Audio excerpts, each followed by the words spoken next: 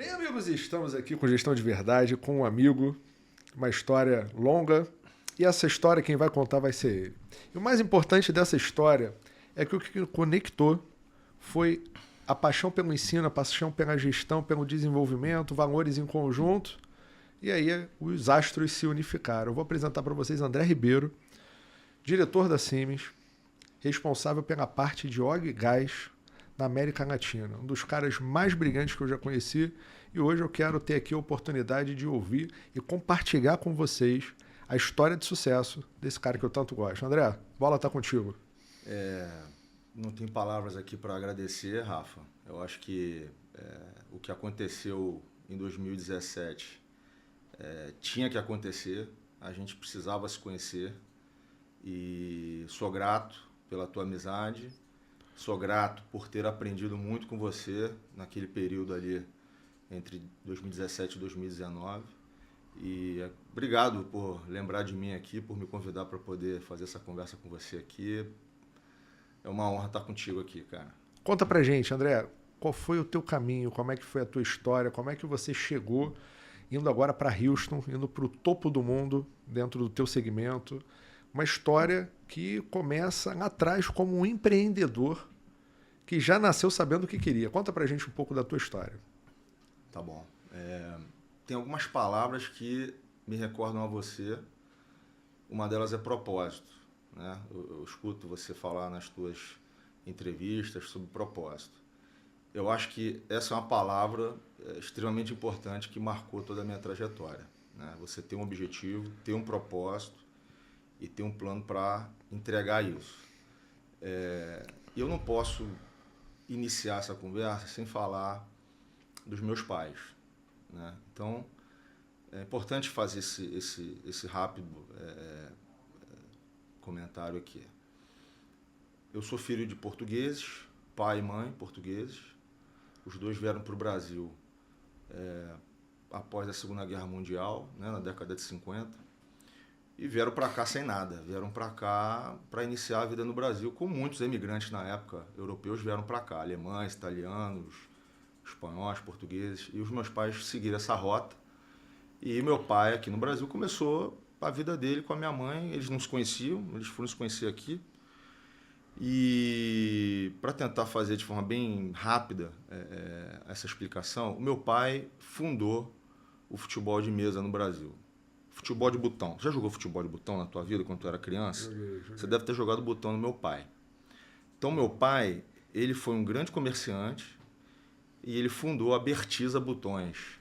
Bertiza, por que Bertiza? Alberto e Isabel, a marca da bolinha de ouro. Então todos os botões que tinham uma bolinha de ouro, meu pai fabricava. E o meu pai criou essa empresa e dali ele começou a construir a história dele.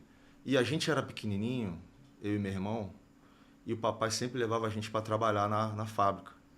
Então desde pequenininho, com 8, 9 anos, 10 anos, as crianças indo pro play para brincar e a gente indo para a fábrica dele para trabalhar, para ajudar a trabalhar e tal. Então ali eu já comecei a pegar gosto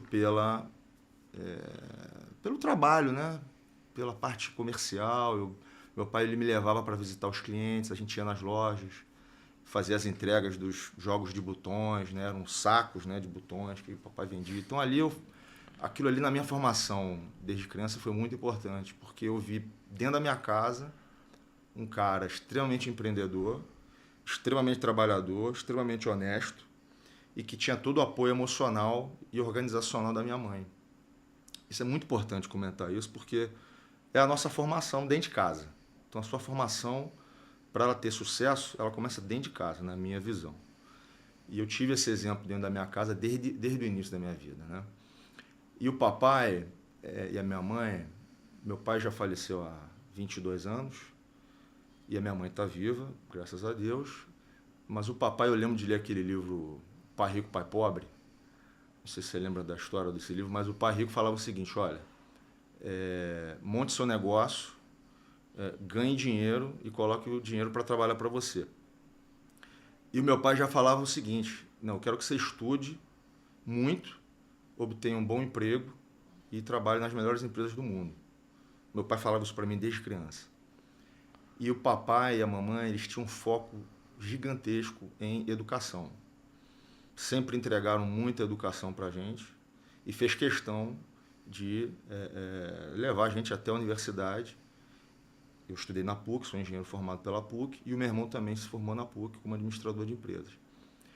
Então, acho que esse ponto inicial da conversa aqui, Rafa, é importante a gente trazer, porque sem eles, nada disso teria acontecido, né? Nada disso teria acontecido se não tivesse o apoio deles nessa fase inicial da vida, né? E a possibilidade do meu pai ter a renda para poder entregar acesso, né, às melhores escolas e ao melhor ensino acadêmico. E dali para frente, né, e curiosamente, o papai morreu, eu perdi meu pai um mês antes de eu me formar. Olha que coisa trágica, né? Então, o sonho dele era me ver formado na PUC, ele queria que eu estudasse lá, ele fez questão, eu passei para outras universidades na época, ele falou, não, você vai fazer PUC. E um mês antes de eu me formar, meu pai partiu. Eu me formei em julho de 2003, o papai partiu em junho de 2003, um mês antes da minha formatura. E, na época, eu era estagiário da Shell, precisava ser contratado, precisava começar a minha vida, não ia ter mais a renda do meu pai para me ajudar, eu tinha que funcionar. Tudo tinha que dar certo naquele momento ali, né? Eu precisava entregar meu trabalho final de curso, eu estava na comissão de formatura, eu tinha que ser contratado na Shell, tinha que começar a minha vida, né? E deu certo, e funcionou. E tudo se ajeitou naquele momento ali. Eu fui contratado na Shell, curiosamente foi o meu melhor CR de toda a faculdade, foi o último período, né? Com todo esse sofrimento que aconteceu, mas ali eu tive energia e força para poder estudar até o final. E passar com boas notas e conseguir entregar isso, né? Antes do papai partir, eu, seguindo até a linha dele, eu tive várias iniciativas assim de pequenos trabalhos, né? Então, por exemplo, eu botava insufilme. Você deve ter insufilme do seu carro. Eu tive uma empresa de insufilme com 18 anos, dos 18 até... Eu vi o flyer. Você viu o flyer, você viu o flyer. Tem um flyer lá. E a gente botava isso filme. A gente fez um lava-jato na época, tinha amigos na época, a gente vamos fazer um lava-jato para lavar carro a domicílio. O nome do lava-jato era The Flash. Lavamos o seu carro mais rápido do que a concorrência. Então a gente lavava carro. O meu pai, ele me treinava como vendedor também. Então eu também vendia botão, né? Eu saía para visitar os clientes, também vendia botão junto com ele. Fui para a empresa Júnior da PUC. A empresa Júnior da PUC, ela foi fundada em 95. Em 98, eu passei no programa de seleção e a gente foi convidado a criar o grupo de pesquisa de mercado da empresa Júnior PUC Rio. Na época, com apoio da reitoria da universidade. Cara, assim, todas essas experiências que eu estou trazendo aqui é para contextualizar a questão do propósito. A gente tem as nossas fases, né, de adolescente, de querer sair, de querer se divertir, de querer namorar, etc. Mas o propósito de trabalhar e entregar sempre esteve presente, em todas as etapas, entendeu?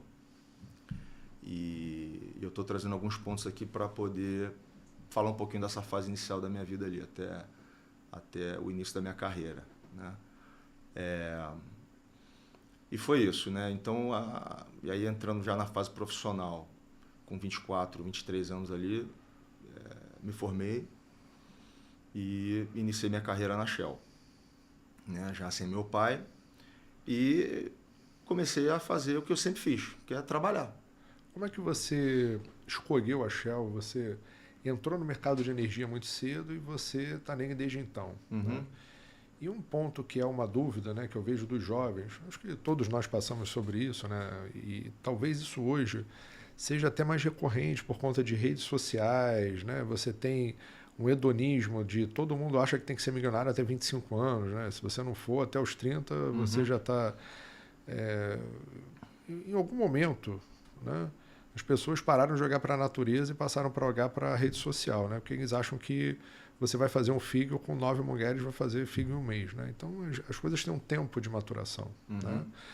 Como é que foi essa tua maturação para você entrar numa empresa global, para você gestionar isso?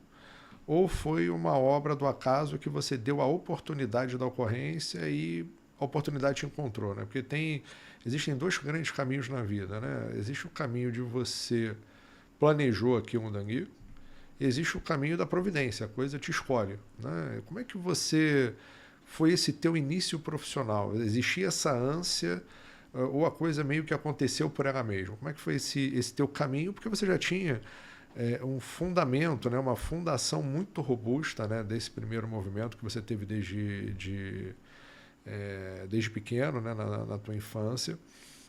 E isso já te transformou de alguma maneira, já te forjou de uma maneira bem diferente de boa parte das pessoas que não têm essa exposição. Não me cabe aqui dizer se isso é bom ou ruim, não é um mérito de valor, cada um tem a sua história individual, mas a tua é uma história bastante interessante que eu mesmo desconhecia. Como é que você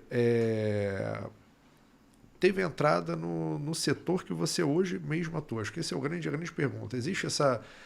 você acredita que foi uma escolha sua proposital ou meio que você se permitiu ser escolhido? Na época, em 2000, eu entrei como estagiário na Shell em janeiro de 2002.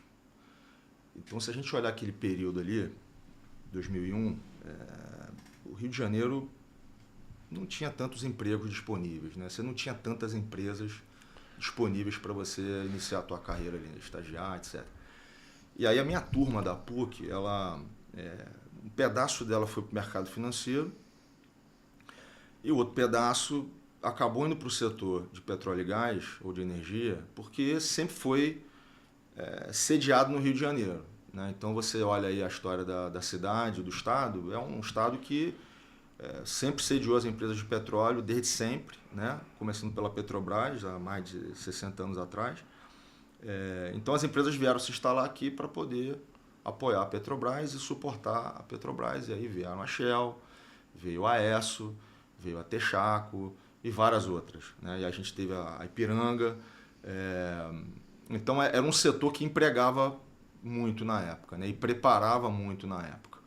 E se eu quisesse ir para o mercado financeiro, eu teria que ir para provavelmente São Paulo, né? Tinham poucas oportunidades no Rio. Então havia esse contexto mercadológico na cidade de você ter poucas opções. Vou trabalhar em telecom, vou trabalhar, sei lá, turismo, sabe? Vou trabalhar em outros segmentos. Não tinha tanta coisa assim. Tinha Intelig na época, mas não tinha tanta opção, né?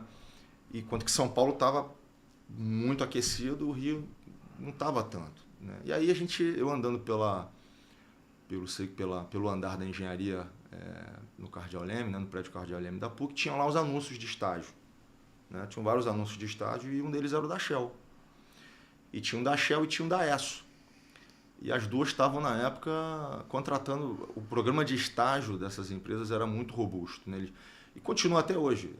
Ou seja, o intuito é formar pessoas, treinar e preparar para o mercado de trabalho. Então, todo mundo queria estagiar na Esso e na Shell. Era um desejo de todos os alunos. Assim. Todo mundo falava sobre isso na época. E aí eu apliquei para os dois. Falei, está na hora de estagiar. Eu tinha saído da empresa Júnior, encerrei meu ciclo na empresa Júnior, fiquei 2 anos e depois eu falei, está na hora de ir para um estágio e né, começar minha vida aqui. Apliquei para os dois e passei na Shell. Então, mas respondendo a tua pergunta, começou assim, andando pelo corredor, entendendo o contexto da indústria na época e fui aprovado. Né? E foi engraçado porque, vou contar esse detalhe dessa história, porque é interessante, se esses executivos escutarem esse podcast, eles vão lembrar. Eu fui primeiro chamado para uma entrevista na Shell e tive uma conversa muito bacana com um executivo que trabalhou na Shell a vida inteira, chama-se Marcelo Menicucci. E ele era responsável pela área de Gas and Power na Shell na época. E ele me chamou lá na praia de Botafogo, onde ficava a Shell, né, no mesmo prédio da Coca-Cola. E ele me entrevistou, a gente conversou e tal. E aí depois ele falou assim, acabou a entrevista, eu falei assim, André, julho de 2001, essa conversa. Ele falou assim, André, olha, acho que você tem que estagiar na Shell, mas não na minha área. Porque aqui é uma área de planejamento, é uma área mais pacata, é uma área mais analítica.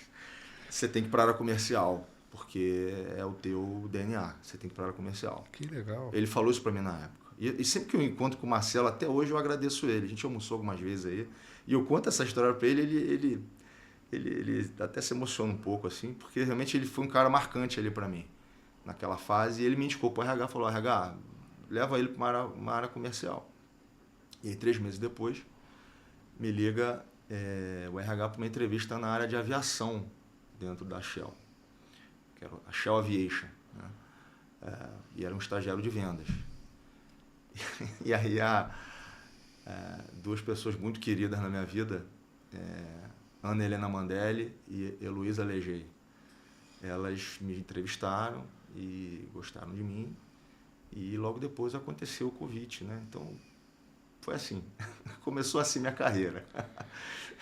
Dentro desse processo, né, você traz um ponto que é muito importante e talvez pouco explorado hoje pelos próprios jovens, né, que é se colocar à disposição dos mais velhos que têm experiência, nesse caso executivos, que eles identificaram a tua competência. Como é que foi a tua evolução da tua carreira a partir disso? Você entrou, né? É interessante que no começo tudo é novidade, né? Como é que você se preparou? Quais foram ações de desenvolvimento que você teve dentro da empresa, fora da empresa? Como é que você, de alguma maneira, começou a construir esse caminho? Inclusive, acho que uma palavra que te define bem, você é uma pessoa confiável, extremamente confiável. Você é uma pessoa muito relacional. Como é que esse papel dessa competência, ela tem a ver, ou ela se desdobrou, onde você descobriu isso a partir do momento que você foi galgando novas posições, e como é que foram essas posições? Como é que foi esse caminhar? Eu passei 9 anos na Shell, né? E os 9 anos sempre dentro do segmento de aviação. Primeiro como estagiário, e aí ao me formar eu assumi uma posição de assistente de vendas para a América Latina na área de aviação internacional. Então eu era um assistente dos gerentes de contas, né? E eu comecei a fazer os meus trabalhos, assim, né? Teve um trabalho que marcou na época, né? Que eu fiquei até curioso de outro dia pesquisar no site da Shell se isso está lá ainda, porque na época eu fui para o site da Shell, virou um programa global chamado Business Hunting, né? Ou Caça-Oportunidade. Caça-Oportunidade. A gente começou a trabalhar em cima disso porque haviam aviões que pousavam nos aeroportos aí da América Latina e que ninguém tinha conhecimento desses aviões chegando, né? Aviões trazendo primeiros ministros, presidentes, carga, qualquer coisa que não era rotineira, né? Que estava fora e todo mundo começou a ver assim, caramba, que legal, esse cara trouxe aqui uma habilidade assim diferente, a gente não estava enxergando para isso e ele trouxe, né? Eu tinha 25 anos, mas já tinha esse instinto de correr atrás, de perseguir, de caçar coisas, né? Que eu achava que iam entregar resultados, né? Então ali eles começaram a ver que eu tinha realmente esse skill. 2 anos depois nesse cargo, a Ana Mandelli me puxou para ser gerente de contas.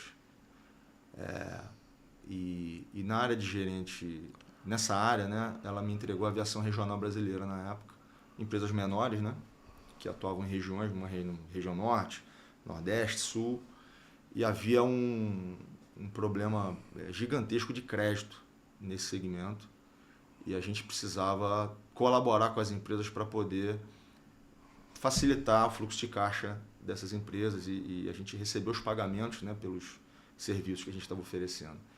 Então, finanças, naquele ano ali de 2006, quando eu assumi esse cargo com a Ana, passou a ser uma competência crítica para o meu desenvolvimento. Crítica, né? Porque você sentava com o CFO da empresa aérea para conversar.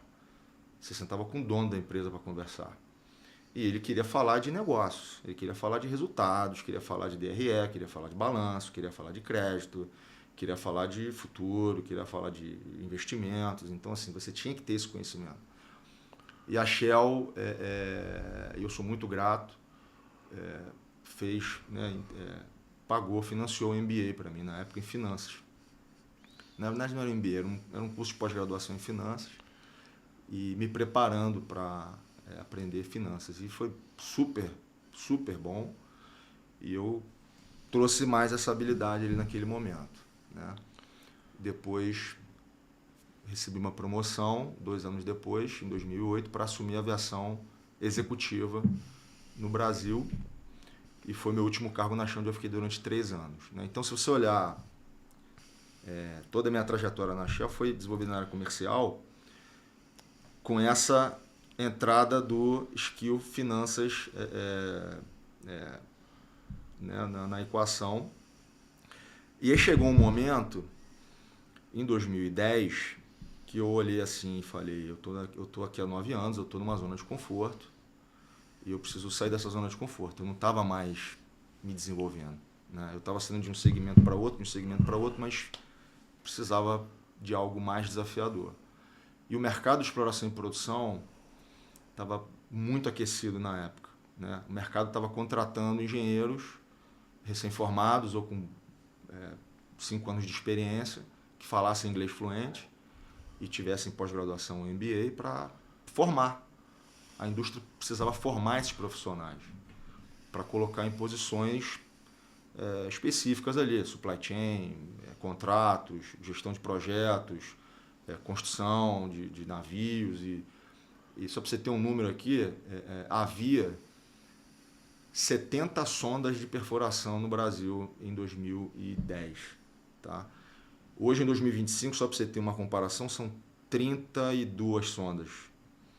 Ou seja, 15 anos atrás havia o dobro de sondas de perfuração na costa brasileira. E não tinha mão de obra. Mão de obra pré-sal, né? Começou a desenvolver o pré-sal em 2005, 2006 e começou a escalar muito rápido. Começou a escalar e não tinha mão de obra, não tinha gente. Então as empresas estavam contratando engenheiros para poder formar, treinar e preparar para esse mercado. Eu não conhecia nada de upstream. Eu não conhecia nada de exploração e produção. Eu tinha uma carreira de distribuição de combustíveis e lubrificantes. Né? Então eu estava ali, a gente chama tecnicamente de downstream. Eu estava em downstream e eu queria mudar para upstream. Mas por que você queria mudar para upstream, André? Primeiro porque era um mar de oportunidade, né? O retorno financeiro era muito superior a downstream, então todo mundo queria mudar para upstream. Só que você tinha que ter o conhecimento técnico, você precisava desse conhecimento para poder atuar. E eu não tinha. E surgiu um programa de formação de uma empresa de perfuração na época. E eles estavam contratando 4 engenheiros com esse perfil que eu falei, aqui no Brasil. Foram 2.000 candidaturas para 4 vagas. E eu apliquei e tive a sorte de ser selecionado e começar uma fase nova em upstream. Então eu migrei ali de downstream, área comercial, para upstream, perfuração, offshore. Então você imagina, você pega um cara que estava andando assim, desse jeito aqui, num escritório, né, visitando clientes, indo para restaurante, almoçar, jantar, não sei o quê. E de repente você pega esse cara e coloca ele trabalhando dentro de uma sonda de perfuração. Macacão. De macacão, capacete, óculos, protetor. E tendo que trabalhar hands-on em todas as operações offshore. Sejam elas de manutenção de equipamentos, instalação de equipamentos, housekeeping, etc.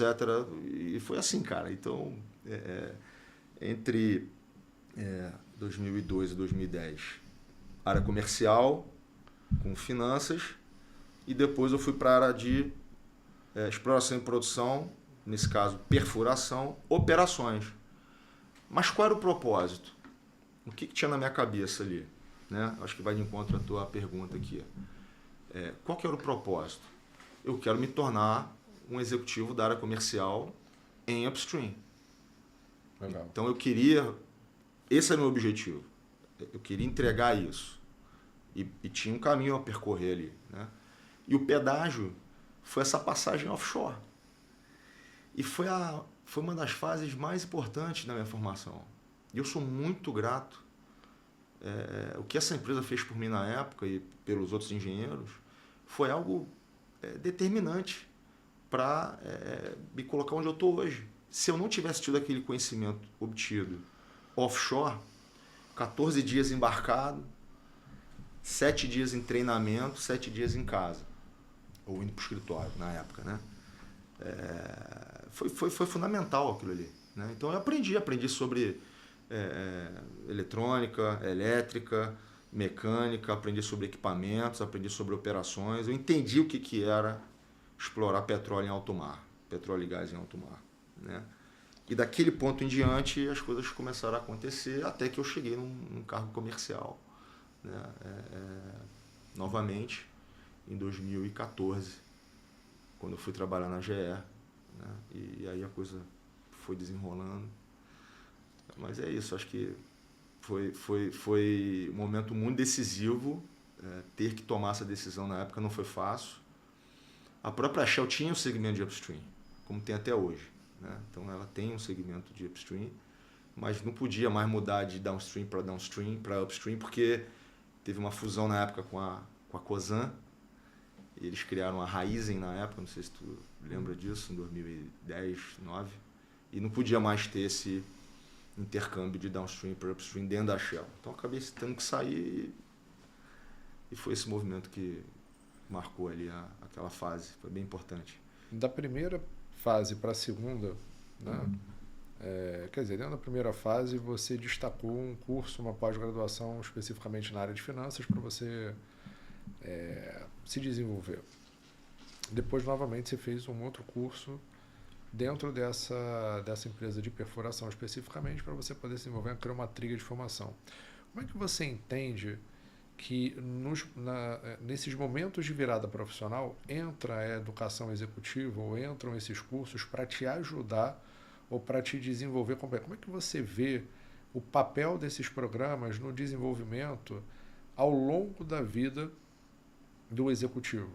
Daqui a pouco a gente vai para a terceira fase, mas vamos falar sobre essas duas. Rafa, a sua pergunta é muito relevante e me faz lembrar também. A gente, na nossa trajetória, tem pessoas que a gente lembra e a gente é grato para sempre, né? Para sempre. No meu caso, eu sou grato para sempre e eu nunca esqueço. Sempre que eu encontro com essas pessoas, eu faço questão de lembrá-las de como elas foram importantes para mim, são importantes para mim. E nesse aspecto que você está colocando, eu lembro de uma outra pessoa que é minha amiga hoje, né? É meu amigo, e era o vice-presidente da Shell no segmento de aviação. O nome dele é Wagner Biasoli. E ele é um cara, assim, espetacular, cara. Até hoje as pessoas seguem ele, a gente sai juntos, admiram ele. E ele falava um negócio na época, a gente quando é mais novo, a gente escolhe pessoas como referência, né? Pô, um dia eu quero ser igual a esse cara. Um dia eu quero ser igual a essa pessoa. Esse tipo de liderança me inspira, esse tipo de personalidade me inspira. Então tem pessoas que te inspiram, né? Uhum. E você vai pegando um pouquinho de cada um. Pô, vou pegar um pouquinho dessa pessoa, um pouquinho dessa, um pouquinho dessa. E o Wagner, ele falava pra gente assim, a gente sempre saía pra tomar chopp, né? Ele adorava passar no escritório assim, pra tomar chopp com a gente no final do expediente, numa quarta-feira, né? Então ele falava muito sobre a formação executiva pra gente. Legal. E ele falava um negócio que, ele falava assim, pro executivo se tornar um cara de alta performance, ele precisa trabalhar um pouquinho, estudar um pouquinho. Trabalhar, estudar. Trabalhar, estudar. Então, assim, era um híbrido. A formação, ela caminhava em paralelo. Então, se você ficar só a vida inteira trabalhando, você fica estagnado, né? Tecnicamente, você não evolui como líder, né? E se você volta para a sala de aula, você, além de resgatar, né? Conceitos que talvez você tenha esquecido porque você não está praticando todo dia, você resgata esses conceitos, você aprende coisas novas, você conhece outras pessoas, você desenvolve outras conexões, né? Então você é um aprendizado constante, né? E essa fala dele, essa orientação que ele passava para a gente, me marcou muito e eu fiz questão de seguir isso, sabe? E eu me lembro que, então fiz uma pós-graduação em finanças em 2007, Aí depois, em 2010, teve essa mudança bruta, né, profissional, que foi um negócio bem difícil, né, de você sair para um segmento para o outro, 180 graus. E quando a coisa voltou a normalizar, em 2014, quando eu entrei para... Na verdade foi antes disso, foi em 2012, eu falei, tá na hora de voltar a estudar. Né? Eu tinha saído dessa fase da operação offshore, eu estava voltando a trabalhar em terra, numa outra empresa, e eu falava assim, tá na hora de voltar. O corpo, ele parece que te empurra para isso, sabe? Eu não sei te explicar assim, cara. Você sente a falta de estudar, né? Você sente a necessidade de voltar a estudar. E aí eu fui pro IBMEC na época, fazer um MBA em gestão estratégica de negócios. E aquilo ali foi maravilhoso para mim, porque eu precisava voltar a respirar ares de estratégia, de gestão de projetos, de gestão de pessoas, de liderança, porque eu estava já ficando com aquela cabeça operacional, que foi muito importante. Eu não tô, aquilo ali foi muito importante para mim, mas foi um conhecimento que entrou dentro de mim, tá até hoje, mas a minha formação é uma formação que me levou aonde eu estou hoje. É uma formação comercial, é uma formação mais onshore, né? E aí fui fazer esse MBA durante 2 anos, entre 2012 e 2014. E aí, legal. Aí fui trabalhar na GE.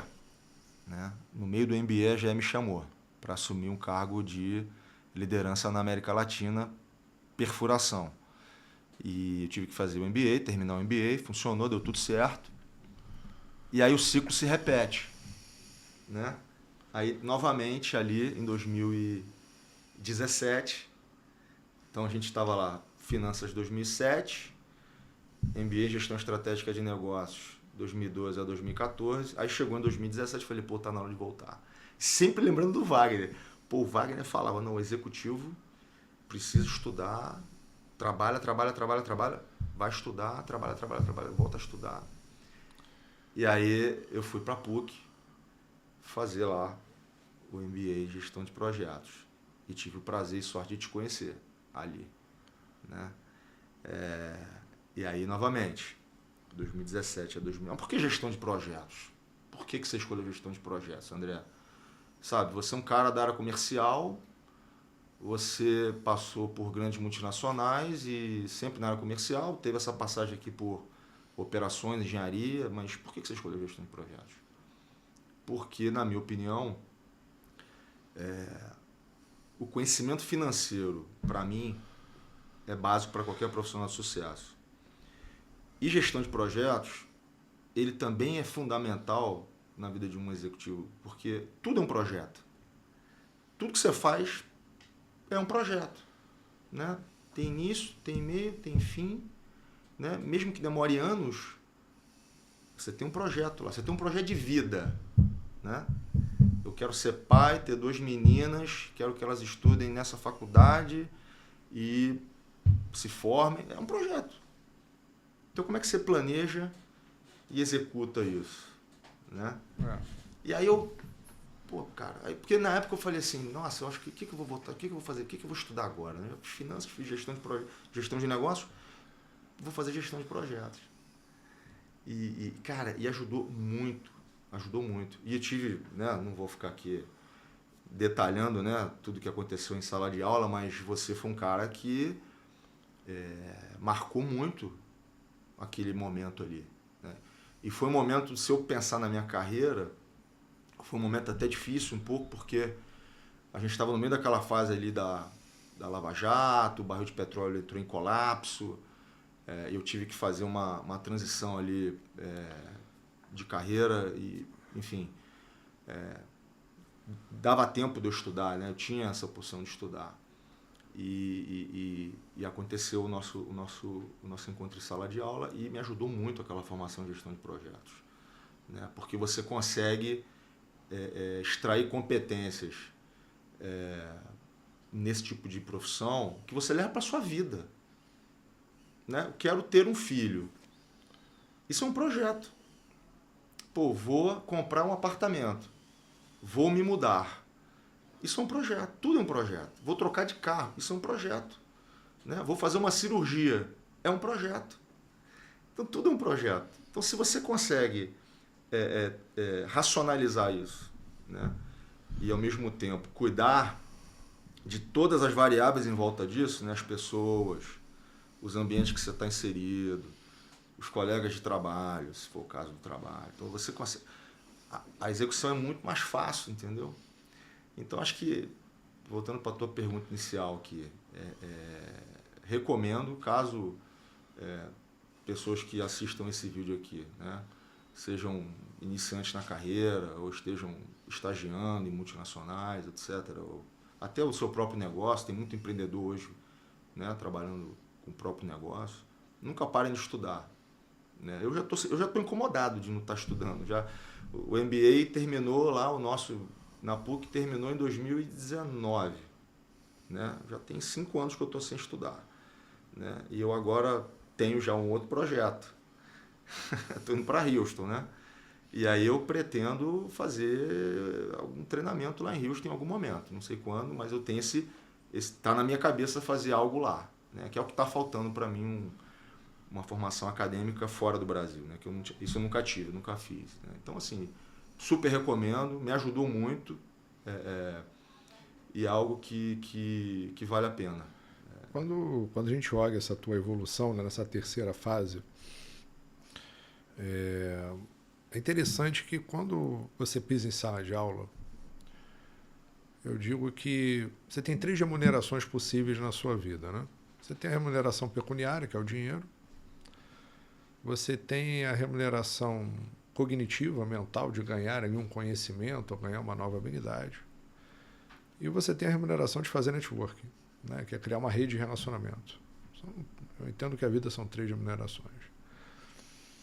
E falando do lado de cá do balcão, né, que você está falando como aluno, eu falando como professor, o que chama muita atenção de um professor em sala de aula, principalmente hoje, né, que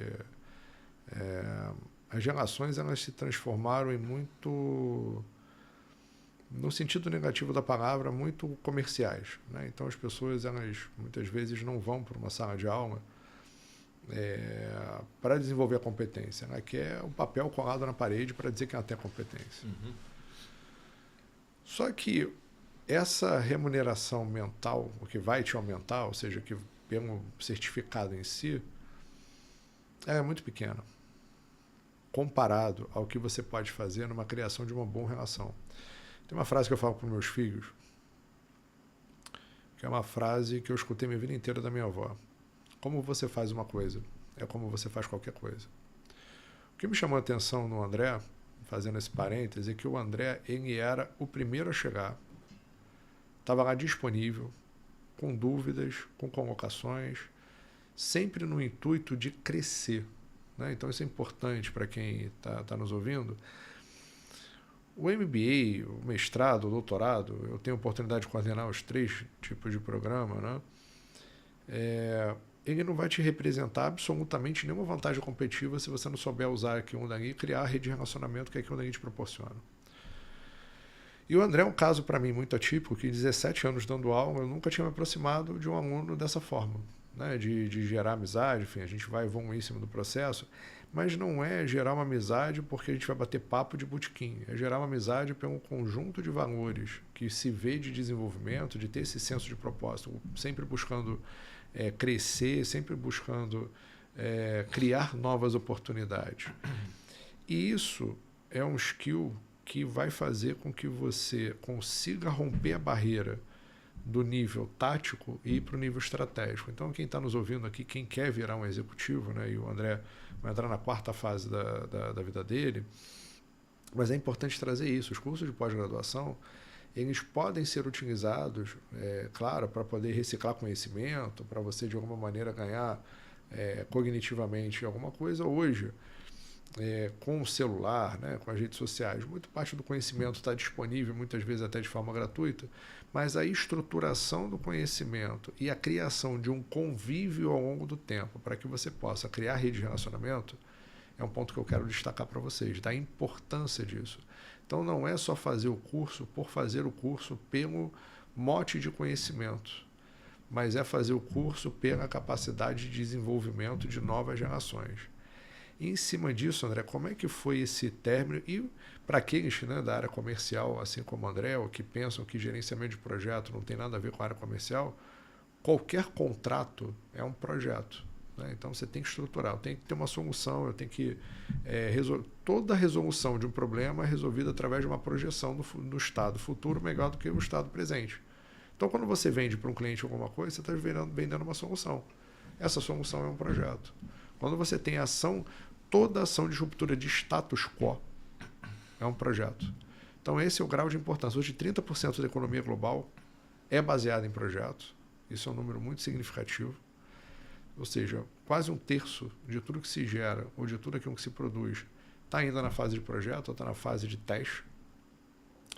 E é isso que faz o desenvolvimento da ciência. Então, assim, André, pegando esse preâmbulo, transformando essa história longa e curta, como é que você vai agora para essa quarta fase, que é onde você desenvolve novas competências e que cria para você, né, um salto quântico de você estar indo agora para Houston para você poder contar essa história para ele? Como é que passa essa quarta fase? É importante também contar que aqui a gente está contando a história de uma vida em 1 hora, né? Mas as dificuldades, as dores, as dúvidas, elas fazem parte do profissional. Né? Então, às vezes você escuta uma história bonita e acredita que aqui não teve dificuldade, teve. Imagina quantas vezes o André acordou querendo, né, mudar tudo, jogar tudo para o alto para poder seguir numa outra direção. Então, daqueles que estão nos ouvindo, embora a competência, a confiança, né, e a curiosidade ela seja extremamente interessante, a competência, a resiliência é essencial para você ter um futuro na tua carreira. Porque muitas vezes a gente vai se deparar com a dúvida e com o medo. E o grande ponto é, quando eu tenho propósito, a gente vence o medo, a gente cria coragem. Quando a gente não tem propósito, qualquer coisa para a gente. André, seguindo em cima disso, conta o próximo passo que você deu. Já a gente vai entrar em certificação, mas como é que foi essa tua virada no MBA e mais à frente você já numa empresa gigantesca, como era o caso da GE, como é que foi essa virada e mais uma virada que você passou no meio desse processo? Conta pra gente como é que foi isso. Então, ali naquele ano do MBA, né, eu estava trabalhando na GE, eu tive 2 momentos, né, na GE, e em 2019 eu, enfim, estava estudando, e uma coisa que é muito importante, Rafa, e você tocou nesse assunto aqui, são os relacionamentos, as conexões, né? Você nunca vai aprender tudo sozinho. Você nunca vai aprender tudo sozinho. Você pode ser o melhor aluno do planeta, tirar 10 em tudo. Se você não estabelece relacionamentos, conexões, e o mais importante de tudo, e aí eu vou fazer uma referência aqui a um chefe que eu tive na GE chamado Mike Bowie. Eu vou encontrar com ele lá em Houston, né? Foi um cara marcante para mim também. It's all about trust. It is all about trust. Então, se você não constrói confiança com as pessoas, você não vai chegar a lugar nenhum. Ninguém vai fazer nada com você. Não importa o teu perfil acadêmico, as tuas notas. Então, essa etapa que iniciou talvez ali em 2017, né, 2019, chegando agora nessa próxima virada de carreira, eu mantive o hábito de me relacionar, de construir conexões, e não é por interesse, é natural, é você se relacionar, a pessoa te liga, você colabora, você fala com outra pessoa, ela colabora com você, e é uma troca, e a vida é assim, a vida é uma troca, entendeu? Você está ajudando, os outros estão te ajudando, está todo mundo progredindo, está todo mundo alinhado com você no seu propósito. Porque também tem isso, se você quer alcançar algo e a pessoa que está aqui do teu lado desistiu, ferrou. Essa pessoa vai ficar para trás. Então, as pessoas vão andando, vão crescendo juntas. E eu tive momentos ali também na vida pessoal que foram momentos decisivos para mim, né? Eu me tornei pai em 2018, né? Da minha primeira filha, Antônia. Minha segunda filha nasceu em 2020. a Laura, muito grato à minha esposa, né, Paula Lasmar, que me entregou essa família e cuida da gente. E foi, assim, eu estava trabalhando ali, mas sempre pensando no próximo passo de como crescer, de como continuar, né, a minha carreira. E quando as minhas filhas nasceram, além disso a gente teve a pandemia, teve aquela confusão toda ali de 2020. E quando isso passou, eu pensei, tá na hora de voltar a acelerar, tá na hora de voltar a crescer e fazer e me desafiar, né? E aconteceu o convite da Siemens Energy ali em 2023, né? No início de 2023, eu fui convidado pela Siemens Energy para assumir a cadeira que eu tô hoje. E cara, assim, é uma empresa incrível, é uma empresa que, sabe, entrega crescimento para os profissionais, sabe? A gente tem oportunidade de trabalhar, de se expor, de se desenvolver. E em 2 anos, eu tô lá, 2 anos e 3 meses, eu viajei Estados Unidos, Singapura, Alemanha, Inglaterra. Eu viajei para vários países e tive essa oportunidade também de expandir as minhas conexões profissionais fora do Brasil, que eu já tinha, né, mas eu pude ampliar ainda mais isso.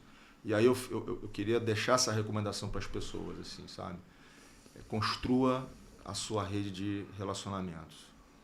Não fica sozinho, isolado, achando que você vai fazer tudo sozinho. Você não vai, cara. Né? As pontes que você constrói, elas vão te ajudar a navegar e a caminhar.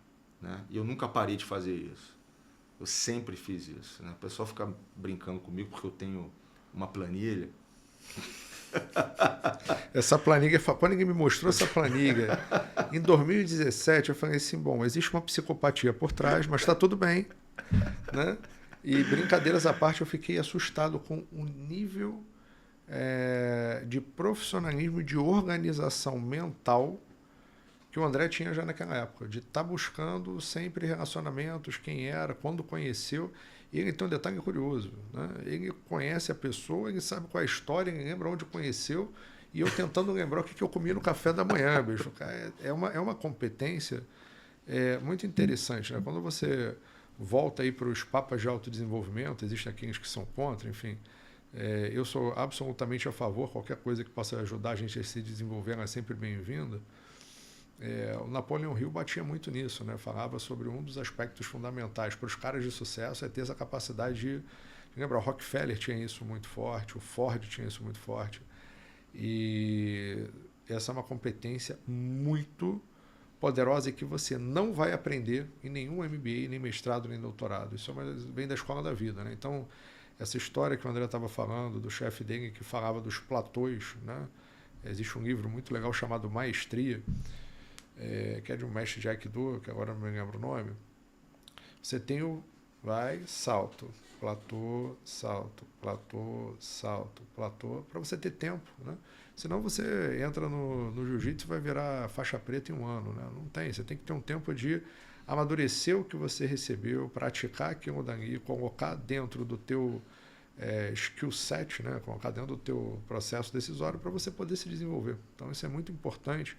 Entender que para nascer uma criança é uma mulher com 9 meses. 9 mulheres não vão fazer criança em 1 mês. Então, é essa paciência, essa resiliência, essa organização mental que faz, né, com que, muito naturalmente, lá na casa dos seus 30 e muito, 40 anos, é que a gente consiga começar a colher o fruto daquilo que a gente vem construindo nas 2 décadas anteriores, né? Fazendo aqui um preâmbulo, já chegando já próximo ao nosso fim aqui nesse nosso bate-papo. Como é que você enxerga, né? Você agora indo para Houston, passando por uma empresa global, você falou 2 empresas, né? E aqui, lembrando, né, que o Gestão de Verdade é organizado pela IPMA, 2 empresas que usam o IPMA como certificação, tanto a Shell quanto a Siemens, né? Uhum. Como é que você entende que dentro da gestão de projetos, né, e eu gostei muito quando você falou que é para a vida, não é simplesmente para o trabalho, né? A IPMA ela bate em 3 grandes pontos, né? Então, o tripé da IPMA: entender de negócio, entender de pessoas e fazer a ponte entre as pessoas e o negócio, que é o uso de técnicas de gestão. E uma das técnicas de gestão mais efetivas que existe é a capacidade de comunicação, né? E a capacidade de negociação. São duas, para mim, das todas as competências que eu tenho disponível, das 29 da IPMA, essas talvez sejam as duas mais poderosas que te ajudem a fazer o relacionamento das pessoas com o negócio. Claro que entender profundamente o negócio, você ter isso muito bem desenvolvido, entender do setor que você atua, tecnicamente do que você faz, como foi o caso de quando você passou, né, pelo offshore, estando, né, na plataforma. Como é que você vê essa construção agora já num cargo executivo, já num cargo estratégico, entendendo que a gestão de projetos é a ferramenta de implementação da estratégia, né? Então, quando eu faço uma estratégia, eu prometo alguma coisa para alguém, né? Planejamento estratégico é uma carta de intenção com o acionista e com o mercado. E aí eu preciso organizar como é que eu vou fazer essas entregas. Essa organização dessas entregas é a gestão de portfólio. A gestão de projeto é como cada projeto dentro desse portfólio vai ser entregue. Como é que você enxerga a importância de uma avaliação de terceira parte, né, no teu processo de entrega, como é o caso de uma empresa de excelência, como é o caso da Siemens, como é o caso da Shell? Como é que você vê isso, inclusive para você garantir, como comercial, para o teu cliente na ponta, você fazer o quality assurance, ou seja, você garantir a entrega de um bom trabalho para que você possa ter a recorrência da compra. Porque, no ponto de vista comercial, um cliente novo é muito caro. Então, a melhor coisa que existe é um cliente que cria confiança. E confiança, você falou uma palavra-chave, ela trata de previsibilidade de comportamento. E a gestão de projeto nada mais é do que você ser previsível com relação à tua entrega. Como é que você enxerga esse movimento e a importância disso tanto para os jovens profissionais quanto para os executivos performarem a entrega para as suas organizações? Quando você fala de pessoas, Rafa, para mim é uma competência muito estratégica e vital para você realizar as entregas, né? E aí um desafio grande que eu vou ter agora, por exemplo, eu vou chegar em Houston, um país novo, uma cultura diferente, um idioma diferente, uma organização diferente. Com a sua família. Com a minha família, eu vou ter que administrar, né, a minha casa, porque a minha esposa também vai ter o desafio de aprender inglês, né? Ela já fala, mas vai ter que melhorar. Mas, enfim, em qualquer fase da vida, usando essa habilidade que o IPMA tem como força, a probabilidade de sucesso é maior. Ou seja, entender a organização onde é que você está entrando ali. Você está entrando num ambiente novo, né? Então, como é que funciona essa organização? Quem são as pessoas? Quem se dá bem com quem? Quem conversa bem com quem? Quem escuta quem? Quem fala bem com quem? Quem efetivamente toma decisão? Quem influencia? Quem não está afim de estar ali? Como é que você entende essas variáveis todas, entendeu? Eu invisto muito tempo nisso, cara. Pegando um cliente aqui, quando eu vou num cliente, eu visito muito o cliente, cara. Eu estou o tempo inteiro visitando e os meus colegas de trabalho, meus amigos que acompanharem essa conversa nossa vão testemunhar isso. Eu visito muito cliente e quando alguém me procura para saber algo, às vezes não vou ter a resposta, mas eu vou procurar as pessoas para poder obter as respostas. Então, a primeira coisa que eu trago do IPMA e da sua metodologia para o mundo corporativo e para a vida é a questão das pessoas. Mais uma vez, você pode ter um cara super preparado tecnicamente, tirou 10 em tudo, tem doutorado em Harvard, tem doutorado lá em Paris, e se esse cara não se relaciona bem, como é que você vai fazer esse cara trabalhar? Como é que você vai gerar motivação nele? Como é que ele vai entregar trabalhando irritado, né? Então, tem que investir muito tempo nas pessoas. É assim que eu funciono. Entender como é que ela funciona, como é que é o processo de pensamento dela, o que é importante para ela, como é que está o dia dela, né? Eu tinha um gestor que... eu já fui gestor de pessoas também, né? Já tive equipes. O cara chegava todo dia de manhã, né?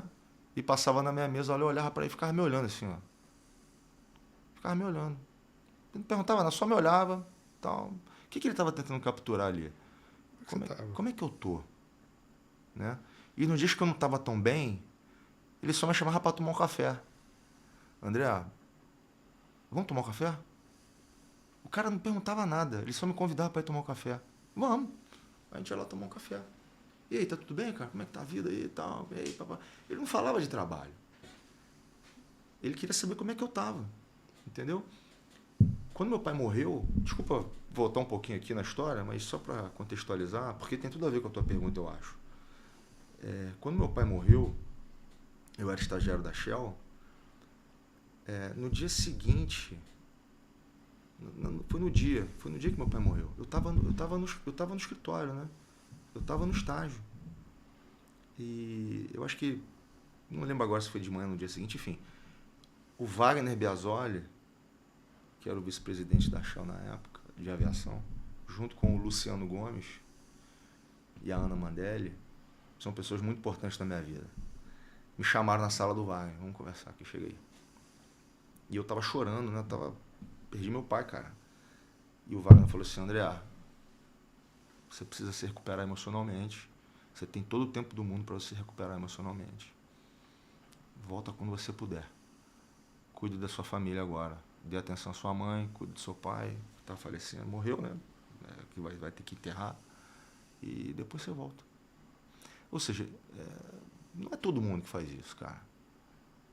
Então você está no meio de um projeto, você está no meio de uma execução super difícil e acontece uma tragédia com a pessoa. Acontece algo na vida pessoal da pessoa. Como é que você lida com isso? Você vai obrigar o cara a ir lá para o escritório e fazer o que ele tem que fazer na marra, sob ameaça ou intimidações, né? Que também existe isso no mercado de trabalho, existe isso, né? Existe. Ou você vai escutar a pessoa, vai entender a pessoa e vai contornar a variável emocional da pessoa até ela se recuperar e estar pronta de novo, sabe? Então isso para mim é muito importante. E quando eu escuto você falar de projetos, e eu lembro bem das aulas que a gente teve, né, com você, você sempre reforçou muito isso, sabe? De você trabalhar essa competência dentro da empresa. E como é que você desenvolve as pessoas, como é que você envolve as pessoas, qual o caminho que você segue para poder garantir que ela vai estar no máximo da performance, né?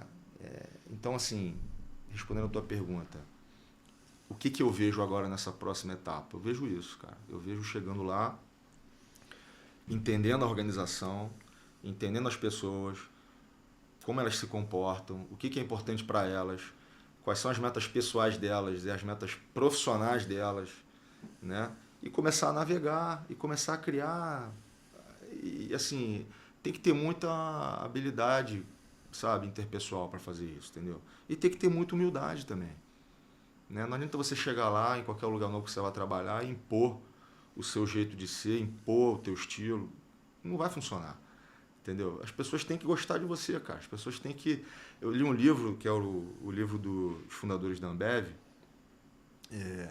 o Beto Sicupira, o Jorge Paulo Lemann e o Marcel Telles. Eu li o livro deles, né?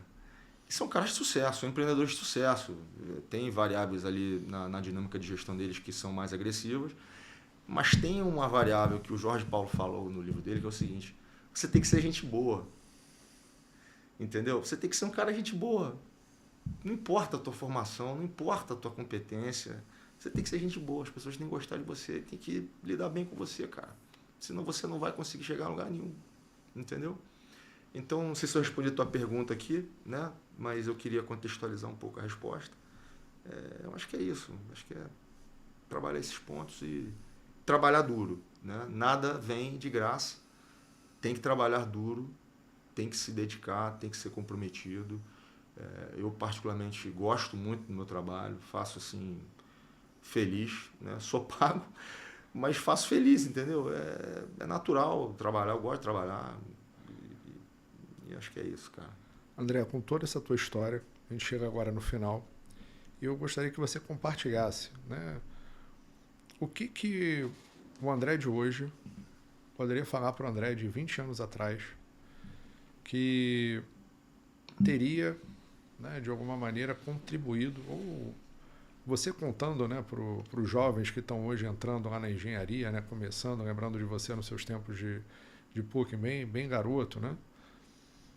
Qual é a mensagem que você daria para você 20 anos atrás ou para esses jovens que estão chegando para poder terem um caminho de sucesso? Tem um livro que fala sobre isso, que eu li também. Ah, se eu soubesse. Legal. Ah, se eu souber. Depois você procura esse livro. São depoimentos de executivos de grandes empresas. Esse livro eu li há 15 anos atrás. Né?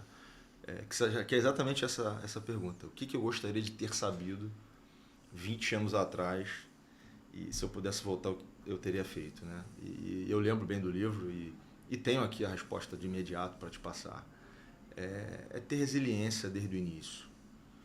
É navegar o processo e saber esperar, sabe? Não tenta atropelar as etapas. Cada etapa vai entregar alguma coisa para você. Não adianta você querer... É que nem você falou do faixa branca, faixa preta. Eu sou um faixa preta também de jiu-jitsu, né? E eu treinei durante 11 anos para pegar a faixa preta de jiu-jitsu. Fazendo tudo isso que eu fazia. Estudando, trabalhando, botando isso filme, saindo, namorando, viajando.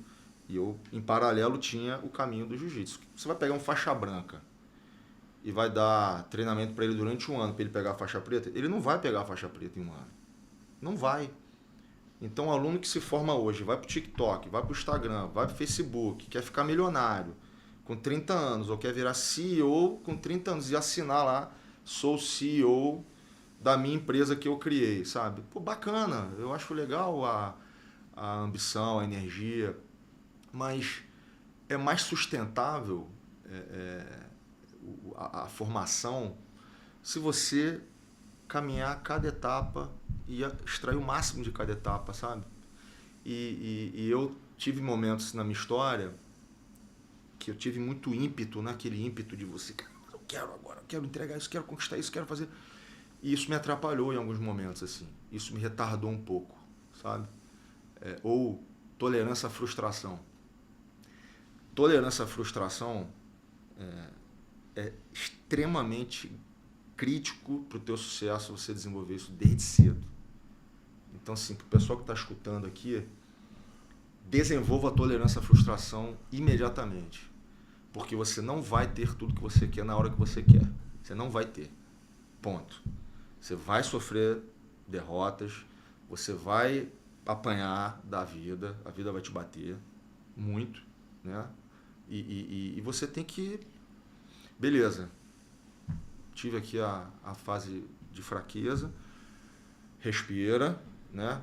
Vai procurar uma atividade para fazer, vai treinar, vai malhar, vai pescar, vai fazer kitesurfing, vai surfar, faz alguma atividade para poder te acalmar e mantenha o controle emocional, mantenha o equilíbrio emocional. O equilíbrio emocional, cara, é crítico para você superar todas as fases, entendeu? Então é isso. 20 anos atrás, se eu tivesse tido mais tolerância à frustração, mais equilíbrio emocional nas fases difíceis e mais tolerância para poder esperar as coisas, talvez eu tivesse tido mais sucesso mais cedo, né?